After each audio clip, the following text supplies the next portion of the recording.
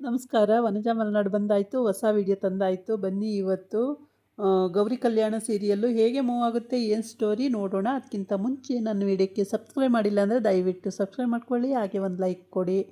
ಅಜ್ಜಿ ಇವತ್ತು ಊಟಕ್ಕೆ ಕೂತ್ಕೊಂಡಿದ್ದಾರೆ ಎಲ್ಲರೂ. ಆದರೆ ಅಜ್ಜಿ ಹೇಳುತ್ತೆ, ಪ್ರತಿಯೊಬ್ಬರು ಮೊಬೈಲಿಂದ ಎಲ್ಲ ಹಾಳಾಗಿ ಹೋಗಿದ್ದಾರೆ. ಈ ಮೊಬೈಲ್ ಬಂದು ಅದೆಷ್ಟು ಒಳ್ಳೆಯದೋ ಅಷ್ಟೇ ಕೆಟ್ಟದ್ದು. ಊಟಕ್ಕೆ ಕೂತಾಗಾದರೂ ಮೊಬೈಲ್ನೆಲ್ಲ ತೆಗೆದಿಟ್ಬಿಡಿ ಅಂತ ಹೇಳುತ್ತೆ ಅಜ್ಜಿ. ಆವಾಗ ಸರಿ ಮಗ ಹೇಳ್ತಾನೆ, ಇಲ್ಲ ಅಣ್ಣ ಫಾರಿನಿಂದ ಫೋನ್ ಮಾಡಿದ್ರೆ ಬೇಕಲ್ಲಮ್ಮ ಅಂತೇಳಿ. ಏನಿಲ್ಲ ಈಗ ಮಾಡಲ್ಲ ಅವನು ಫೋನು, ಎತ್ತಿಡು ಅಂತ ಹೇಳ್ತಾರೆ. ಎಲ್ಲರೂ ಒಂದು ಟ್ರೇಗೆ ಹಾಕ್ಸ್ಕೊಂಡು ಅಡುಗೆ ಅವಳು ತಗೊಂಡೋಗಿ ಇಡ್ತಾಳೆ. ಮೊಬೈಲ್ಗಳನ್ನೆಲ್ಲ ಟ್ರೇಗೆ ಹಾಕ್ಸ್ಕೊಂಡು ತಗೊಂಡೋಗ್ತಾಳೆ. ಆಮೇಲೆಲ್ಲ ಊಟ ಮಾಡಿ ಮಲಗಿರ್ತಾರೆ. ಈ ಕಡೆ ವಿಕ್ರಮ್ ಕೂಡ ಊಟ ಮಾಡಿ ಮಲಗಿರ್ತಾನೆ. ಇವಳು ಗೌರಿನೂ ಕೂಡ ಊಟ ಮಾಡಿ ಬಂದು ಮಲಗಿರ್ತಾಳೆ. ಆದರೆ ಅವಳು ಡಿಸೈನ್ ಬರಿಬೇಕು.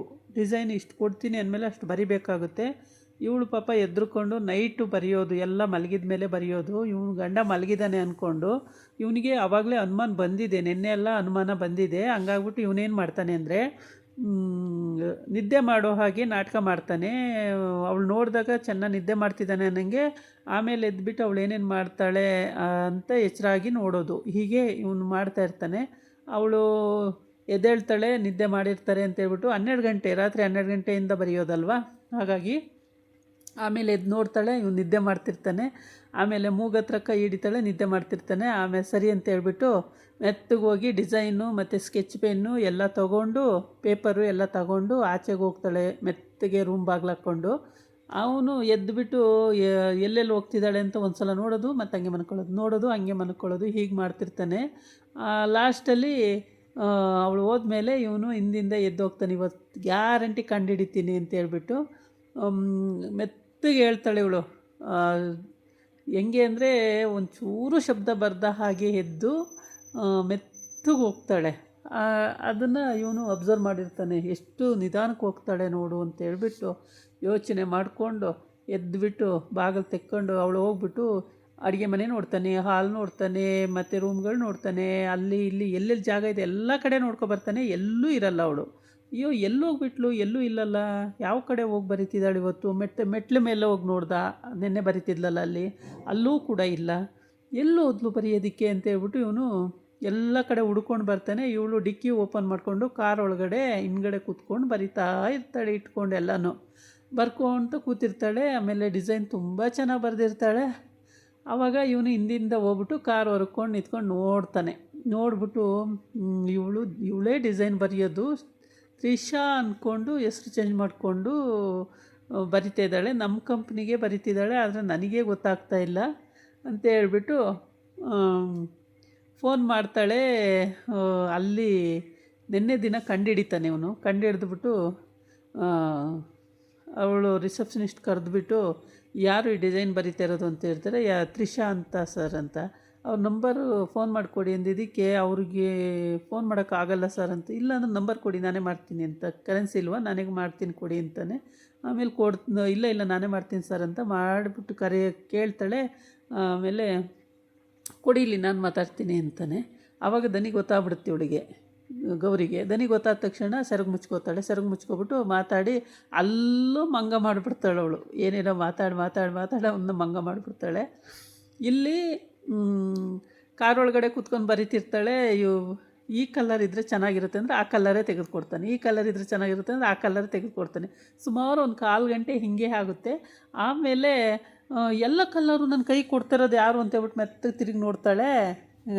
ಡಿಸೈನ್ ಫಿನಿಷಿಂಗ್ ಆಗುತ್ತೆ. ಆವಾಗ ಈ ಕಡೆಗೆ ಅವಳು ಮನಸ್ಸು ಆಯ್ತಲ್ಲ, ಮುಗೀತಲ್ಲ ಅಂತೇಳ್ಬಿಟ್ಟು ಸಂತೋಷದಿಂದ ನೋಡ್ತಾಳೆ. ಗಂಡ ಅಲ್ಲೇ ಇದ್ದಾನೆ. ಅಯ್ಯೋ ಭಯ ಆಗಿಬಿಡುತ್ತೆ. ಭಯ ಆಗಿ ನಿಂತ್ಕೊಂಡು ನೋಡ್ತಾಳೆ. ಆಮೇಲೆ ಈ ಡಿಸೈನ್ ಯಾರು ಬರೀತಿರೋದು, ತ್ರಿಷಾ. ಆಯ್ತು ತ್ರಿಷಾ ಅಂತಾನೆ. ಆ ತ್ರಿಷಾ ಅಂದ ತಕ್ಷಣ ಇವಳು ಗಾಬರಿಯಾಗಿ ನಿಂತ್ಕೋತಾಳೆ. ನಿಂತ್ಕೊಂಡು ಆಮೇಲೆ ನನಗೆ ಹೇಳ್ದಂಗೆ ಇಷ್ಟೊಂದು ದಿನ ಇಂಥ ಕೆಲಸ ಮಾಡ್ತಿದ್ದೀಯಲ್ಲ, ಯಾರಿಗೆ ಕೊಡ್ತಾಯಿದ್ದೀಯ ಡಿಸೈನ್ ಬರೆದು ಅಂತೇಳಿ ಎಲ್ಲ ಕೇಳ್ತಾನೆ. ಆಮೇಲೆ ಇವಳು ತಬ್ಬಿಬ್ಬ ಆಗ್ತಾಳೆ. ವಿಧಿ ಇಲ್ಲ, ಏನು ಮಾಡೋಕ್ಕಾಗಲ್ಲ, ಒಪ್ಕೊಳ್ಬೇಕು. ಯಾಕೆ ಇಷ್ಟು ದಿನ ನನಗೆ ಹೇಳಲಿಲ್ಲ ಅಂತಲೂ ಕೇಳ್ತಾನೆ. ಕೊನೆಗೆ ರಫ್ಫಾಗೆ ಕೇಳ್ತಾನೆ, ಸೀರಿಯಸ್ಸಾಗಿ. ಏನಕ್ಕೆ ಇಷ್ಟೊಂದು ದಿನ ನನಗೆ ಹೇಳಲಿಲ್ಲ ನೀನು ಅಂತೇಳಿ.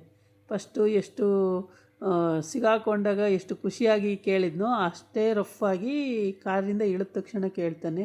ಇವಳು ಗಾಬರಿ ಆಗಿಬಿಡ್ತಾಳೆ. ಏನೋ ಅವ್ರ ಅಪ್ಪನ ಮನೆಗೆ ಸ್ವಲ್ಪ ಸಹಾಯ ಆಗುತ್ತೆ ಅನ್ನೋದು ಅವಳ ಉದ್ದೇಶ ಆಗಿರುತ್ತೆ. ಪಾಪ ಸಾಲದವ್ರು ಬರ್ತಾರಲ್ಲ, ಅಮ್ಮ ಅಪ್ಪಂಗೆ ಪೀಡಿಸ್ತಾರಲ್ಲ, ನಮ್ಮ ಮದುವೆಗೋಸ್ಕರ ಅಷ್ಟು ಖರ್ಚು ಮಾಡಿದಾರಲ್ಲ ಅಂತ ಇವಳು ಯೋಚನೆ ಮಾಡ್ಕೊಂಡು ಹಂಗೆ ಮಾಡ್ತಿರ್ತಾಳೆ. ಆಮೇಲೆ ಇವನಿಗೆ ಅದು ಗೊತ್ತಾಗ್ಬಿಡುತ್ತೆ. ಗೊತ್ತಾದ ತಕ್ಷಣ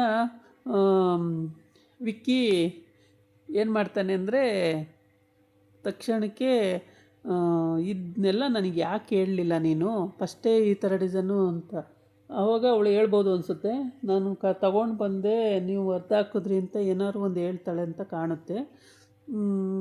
ಇವಾಗ ಈ ಡಿಸೈನ್ ಎಲ್ಲ ಚೆನ್ನಾಗಿದೆ, ಇಷ್ಟು ಒಳ್ಳೊಳ್ಳೆ ಡಿಸೈನ್ ಬರೆಯೋಕ್ಕೆ ಬರುತ್ತೆ ಅಂತ ನಂಗೆ ಗೊತ್ತೇ ಇರಲಿಲ್ಲ, ಇಷ್ಟು ಚೆನ್ನಾಗಿ ಬರಿತೀಯಲ್ಲ ಡಿಸೈನು ಅಂತೆಲ್ಲ ಹೇಳಿ ನಮ್ಮ ಕಂಪ್ನಿಗೆ ಬರಿತಾಯಿದ್ದೀನಿ ಅಂದಿದ್ರೆ ನಾನೇ ನಿನಗೆ ಸಪೋರ್ಟ್ ಮಾಡ್ತಿದ್ದೆ, ಅದು ಬಿಟ್ಟು ಹಿಂಗೆ ಕದ್ದು ಮುಚ್ಚಿ ಏನಕ್ಕೆ ಬರಿತಾಯಿದ್ದೀಯ ನೀನು ಅಂತ ಹೇಳ್ತಾನೆ. ಆಗ ಕೆಳಗಿಳಿರಿ ಮೇಡಮ್ ಅವರೇ, ಕಾರಿಂದ ಇಳಿರಿ ಅಂತ ಇಳಿಸ್ತಾನೆ. ಇಳಿಸ್ದಾಗಲೂ ಇವಳಿಗೆ ಗಾಬರಿ, ಎಲ್ಲಿ ಬೈತಾನಪ್ಪ ಏನಂತಾನಪ್ಪ ಅಂತ ಹೇಳ್ಬಿಟ್ಟು. ಆಮೇಲೆ ವಿಕ್ಕಿ ಕೆಳಗಿಳಿಸ್ಕೊಂಡು ಕೊನೆಗೆ ರೇಗ್ತಾನೆ ಒಂದು ಸಲ. ಇಷ್ಟು ನೈಟೆಲ್ಲ ಬರೆಯೋ ಅಂಥದ್ದು ಏನಿರುತ್ತೆ, ಹಗಲೆಲ್ಲ ಕೆಲಸ ಮಾಡಿ ನೈಟ್ ಬರೆಯೋ ಅಂಥದ್ದು ಏನಿರುತ್ತೆ, ಅದರಲ್ಲಿ ಬೇರೆ ನಿನ್ನ ತಂಗಿದು ಬೇರೆ ಸಮಸ್ಯೆ, ಅವಳು ಏನು ಮಾಡಿದ್ರು ಅದು ಮಾಡಿಲ್ಲ ಇದು ಮಾಡಿಲ್ಲ ಅಂತಾಳೆ, ಅವಳದ್ದು ಬೇರೆ ನೋಡಿಕೊಂಡು ಇದು ಬೇರೆ ಮಾಡಬೇಕಾ ನೀನು ಅಂತ. ಅಯ್ಯೋ ಈ ಎಲ್ಲ ಒಂದು ಸಲ ಪ್ರೀತಿ ತೋರಿಸ್ತಾರೆ, ಒಂದು ಸಲ ಬೈತಾರಲ್ಲ ಅಂತ ಇವಳು ಆ ಕಡೆಗೂ ಮಾತಾಡೋಕ್ಕಾಗಲ್ಲ, ಸುಮ್ಮನೆ ನೋಡ್ತಾ ಇರ್ತಾಳೆ. ನೋಡ್ತಿರುವಾಗ ಅವನು ಸರಿ ಬಿಡು ಆಯಿತು ಅಂತೇಳ್ಬಿಟ್ಟು ಆಮೇಲೆ ಹೋಗ್ತಾರೆ, ಇಬ್ಬರೂ ಹೋಗಿ ಮಲ್ಕೊಳ್ತಾರೆ. ಇವಳಿಗೆ ಭಯ ಇರುತ್ತೆ, ಎಲ್ಲಿ ಬರಿಬೇಡ ಅಂತಾರೋ ಡಿಸೈನು, ಬರೀಲಿಲ್ಲ ಅಂದರೆ ಮನೆಗೆ ಸಹಾಯ ಮಾಡೋದು ಹೇಗೆ, ಅವ್ರ ಪಾಪ ಅವ್ರ ಪ್ರಾಬ್ಲಮ್ ಸಾಲ್ವ್ ಮಾಡ್ಕೊಳ್ಳೋದು ಹೇಗೆ, ಚಿನ್ನು ಓದ್ತಿದ್ದಾಳೆ ಅವಳಿಗೆ ಹೆಂಗೆ, ಅಪ್ಪ ಅಷ್ಟು ದುಡ್ಡು ಮೇಲೆ ಏನೂ ಮಾಡೋಕ್ಕಾಗಲ್ಲ, ಅಮ್ಮ ಮನೆ ಅಡವಿಟ್ಬಿಟ್ಟಿದ್ದಾರಲ್ಲ ಹೇಗೆ ಬಿಡಿಸೋದು, ಇದೆಲ್ಲ ಚಿಂತೆ ಇವಳ್ದು. ಪಾಪ ರಾತ್ರಿ ಎಲ್ಲ ಚಿಂತೆ ಮಾಡ್ತಿರ್ತಾಳೆ, ಎಲ್ಲಿ ವಿವೇಕು ಬೇಡ ಅಂದ್ಬಿಡ್ತಾನೋ, ಬರೆಯೋದು ಡಿಸೈನ್ ಬರೆಯೋದು ಬೇಡವೇ ಬೇಡ ಅಂದ್ಬಿಟ್ರೆ ಏನು ಮಾಡೋದು ಅಂತೇಳಿ ಹಿಂಗೆಲ್ಲ ಯೋಚನೆ. ಹೊರಗಡೆ ಹೋಗಿ ನನ್ನ ಕೆಲಸ ಮಾಡೋಕ್ಕೂ ಆಗಲ್ಲ ಈ ಮನೆಯಿಂದ, ಇದು ದೀನಬಂಧು ಕುಟುಂಬದವರು, ಇವರು ಹೆಣ್ಮಕ್ಳನ್ನ ಆಚೆ ಕಳಿಸಿ ಕೆಲಸ ಮಾಡಿಸಲ್ಲ, ಏನು ಮಾಡೋದು ಅಂತ ಯೋಚನೆ ಮಾಡ್ತಲೇ ಇರ್ತಾಳೆ. ರಾತ್ರಿ ಎಲ್ಲ ಯೋಚನೆ ಮಾಡಿ ಪಾಪ ಅವಳಿಗೂ ಏನೂ ದಿಕ್ಕು ತೋಚಲ್ಲ, ಏನು ಬೈತಾನೋ ಏನೋ ಬೈತಾನೇನೋ ಅಂತ ಅವನು ಏನೂ ಅನ್ನಲ್ಲ, ತುಂಬ ಇಷ್ಟಪಡ್ತಾನೆ. ಇದಾಗಿತ್ತು ಇವತ್ತಿನ ವೀಡಿಯೋ. ನಾಳೆ ಇನ್ನೊಂದು ವೀಡಿಯೋ ಜೊತೆ ಬರ್ತೀನಿ. ನಮಸ್ಕಾರ.